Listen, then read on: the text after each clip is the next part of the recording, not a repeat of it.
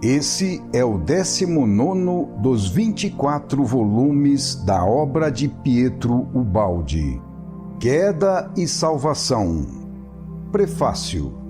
Este livro foi iniciado no inverno de 1959.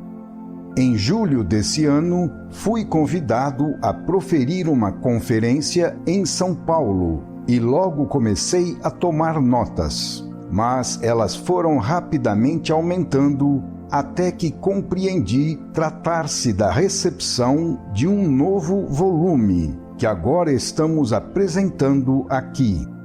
Era de fato um caudal de ideias novas que estava chegando. Outra coisa não restava senão me apressar em registrar tudo por escrito antes que elas desaparecessem. Assim, de um trabalho febril, executado quase todo durante a noite, nasceu este livro. Eu havia sido pego desprevenido pela inspiração. Ao invés de uma palestra, o resultado foi um livro. Sem ter planejado nada de antemão, nasceu um trabalho ordenado, segundo um plano lógico e unitário. A primeira ideia que surgiu em minha mente foi a visão sintética do esquema da figura apresentada neste livro, na sua forma mais simples, constituída pelo eixo central XY e os dois triângulos contrapostos, um positivo, vermelho, e o outro negativo, verde. No entanto, à medida que observava essa visão, ela ia cada vez mais se enriquecendo de pormenores, apresentando sempre novos problemas que exigiam soluções, as quais chegavam assim que a minha curiosidade de saber formulava novas perguntas. Parecia que eu estava seguindo uma lógica pré-existente ao longo de um caminho já traçado. Não me restava outra alternativa senão admitir que se tratava de uma verdade completamente pronta, antes mesmo de eu conhecê-la, a qual ia pouco a pouco apenas se descobrindo aos meus olhos. Mais exatamente, a técnica receptiva deste volume, registrado em português, foi composta de 3 fases. Primeira, uma rápida compilação por escrito, à mão, registrando em suas linhas gerais o conjunto de toda a concepção com uma visão sintética do esquema geral do trabalho. Segunda, nova leitura do texto inicial, observando atentamente a visão nos seus pormenores, a fim de controlar a exatidão da primeira percepção e ampliá-la agora em todos os seus aspectos. Terceira, transcrição à máquina deste segundo rascunho, onde se realizou, com a segunda leitura, a tradução da visão em palavras, cuidando-se da língua, melhorando-se a forma e focalizando-se com mais exatidão cada expressão particular, para controlar e ter certeza que a palavra correspondesse à visão. Assim, o trabalho se desenvolveu indo do geral para o particular, do conjunto para os pormenores, primeiro em forma de síntese e depois de análise. Para me apoderar completamente da visão e dominá-la em todos os seus aspectos, tive de me aproximar progressivamente dela, através de 3 degraus sucessivos de observação. Primeiro, uma leitura panorâmica, de longe, que se poderia chamar de visão telescópica. Segundo, uma leitura comum, mais de perto, a uma distância normal, que se poderia chamar de visão a olho nu.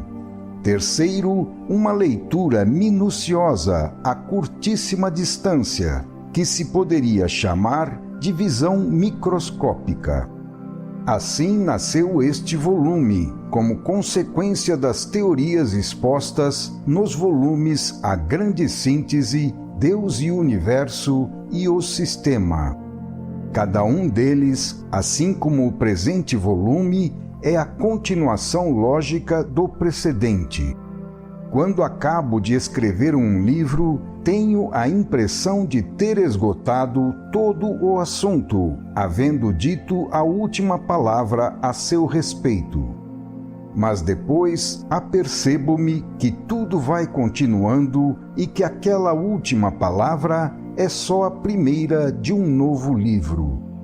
Quando chegar ao fim deste volume, também terei a impressão de ter esvaziado o depósito do meu conhecimento a respeito do tema tratado. Entretanto, verificarei depois que o ponto atingido, mesmo parecendo ser de chegada, é de fato o ponto de partida do volume seguinte, e assim por diante. Na lógica do pensamento que fui registrando naqueles livros, o presente trabalho representa a fase do controle experimental e das aplicações práticas daquelas teorias para ver se a realidade dos fatos corresponde aos princípios gerais nelas afirmados. Assim, tudo vai sendo controlado racionalmente. E fazer isso é um dever. Quem prega uma teoria aos outros é ele mesmo o maior responsável pelas afirmações feitas, porque deve possuir a certeza e a garantia da verdade pregada. Quem ensina não pode simplesmente acreditar cegamente nas teorias que afirma aos outros, mas deve controlar cada passo para se certificar que não está sustentando fantasias, e sim verdades. Ele tem que conhecer e oferecer as provas concretas, submetendo tudo ao teste da experimentação.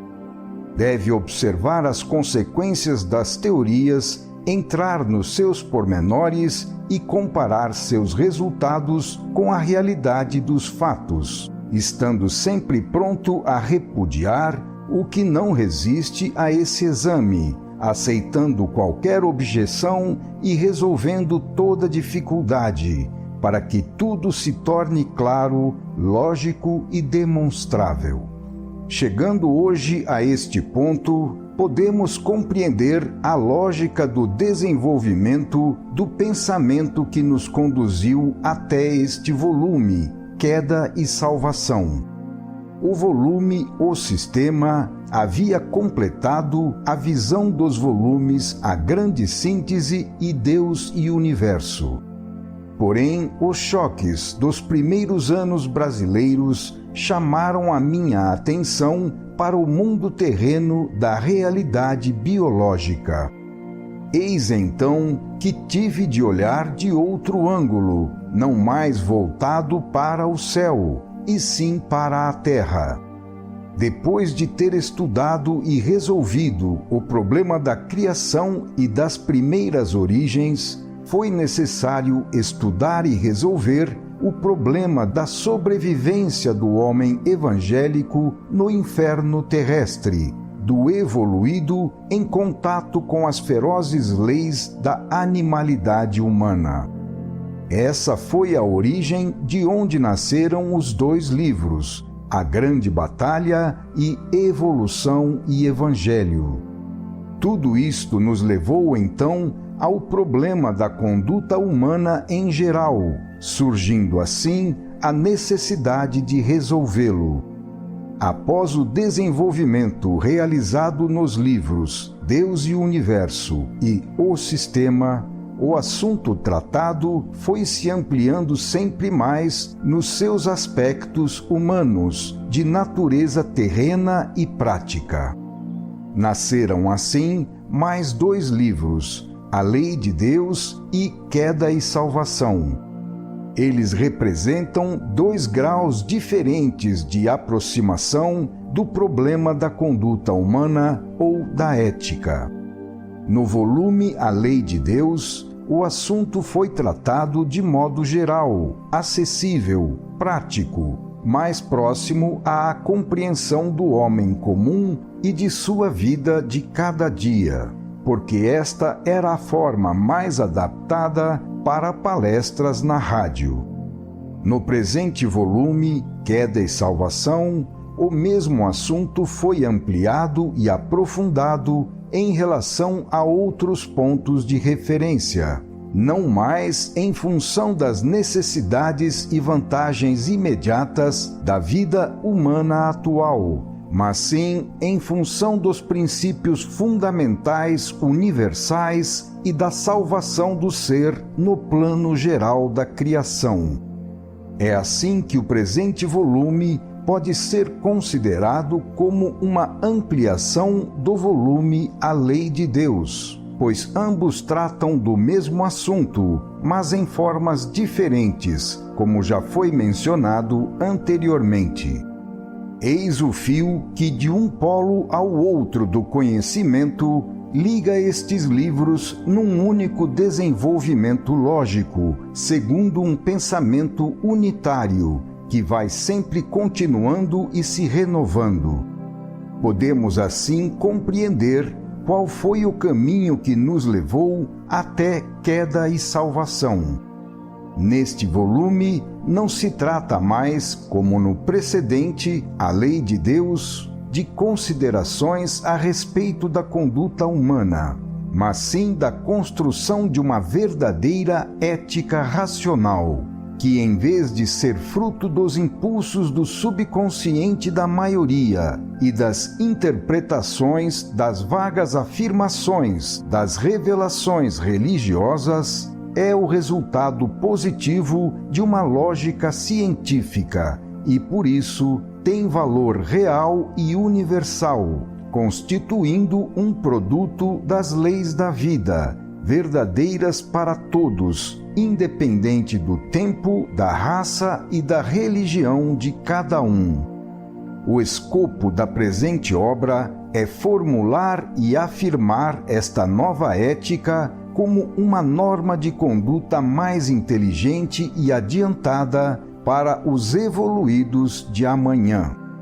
Infelizmente, a ética atual, na sua tentativa de disciplinar os baixos instintos da cobiça, do sexo e da luta para vencer, representa mais um desabafo dos impulsos primordiais da vida do que uma regra para o indivíduo se coordenar em função de finalidades superiores no seio de uma unidade orgânica, futuro estado da humanidade. Neste livro, nós, apelando ao sentido prático que todos possuem e a um cálculo utilitário compreendido por todos, queremos demonstrar o quão mais vantajoso seria praticar uma regra de vida mais civilizada, menos primitiva e menos feroz. Com isto, buscamos possibilitar, em paralelo ao mundo atual, que se tornou mais poderoso pela ciência, o surgimento de outro, melhor pela inteligência e pela bondade. As gerações atuais talvez não compreendam isto, mas nosso objetivo é atingir as futuras gerações, mais aptas à compreensão, porque, tendo sido selecionadas no próximo expurgo terrestre, estarão amadurecidas pelas grandes dores que nos esperam, as quais têm o poder de abrir os olhos aos cegos. Impelido pelo desejo irresistível de encontrar este mundo melhor, para me evadir do selvagem estado atual, procurei desesperadamente outro lugar.